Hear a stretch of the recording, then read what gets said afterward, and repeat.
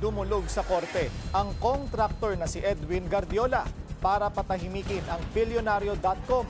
Kasunod ito ng serye ng expose. Laman ang kanya umanong mga bank transaction. Narito ang agenda report ni Hannah T.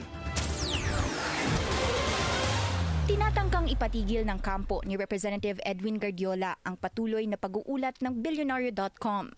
Ito ang nilalaman ng isang omnibus motion na isinampa ng kampo ni Guardiola sa Court of Appeals. Kasunod ng sunod-sunod na exclusive reports ng Bilyonaryo kaugnay ng na-freeze na bank accounts niya at kanyang mga kumpanya. Matatanda ang iniulat ng Bilyonaryo.com ang umano'y financial discrepancies na natuklasan ng Anti-Money Laundering Council sa mahigit 1,000 bank accounts na iniuugnay kay Guardiola at sa kanyang construction companies. Sa kanilang isinampa, hinihiling ng kampo ni Guardiola ang ilang hakbang mula sa hukuman.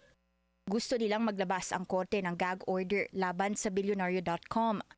Hinihiling din nilang pagpaliwanagin ng korte ang Bilyonaryo.com kung paano nito nakuha ang kopya ng freeze order dahil confidential daw ang mga dokumentong ito at walang pahintulot ng hukuman para ilabas sa publiko. Gusto rin nilang ipa-take down ang mga umiiral na ulat dahil umano sa paglabag sa confidentiality ng AMLAC proceedings at mga alituntunin ng korte. Kabilang sa mga umano'y natuklasan ng AMLAC ang bilyong-bilyong pisong inflows at outflows sa mga bank account ng mga construction company ng Guardiola family, mga halagang hindi raw tumutugma sa mga naideklarang audited financial statements.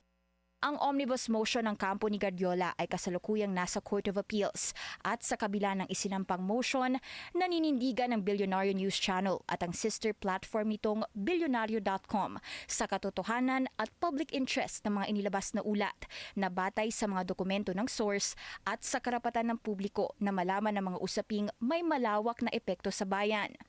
Bukas ang Bilyonaryo sa anumang opisyal na sagot ng kampo ni Guardiola. Para sa agenda, Hannah T, Bilyonaryo News Channel. Manatiling nakatutok sa Bilyonaryo News Channel, sumubaybay sa aming social media accounts at mag-subscribe sa aming YouTube channel para sa mga eksklusibong balita at storya.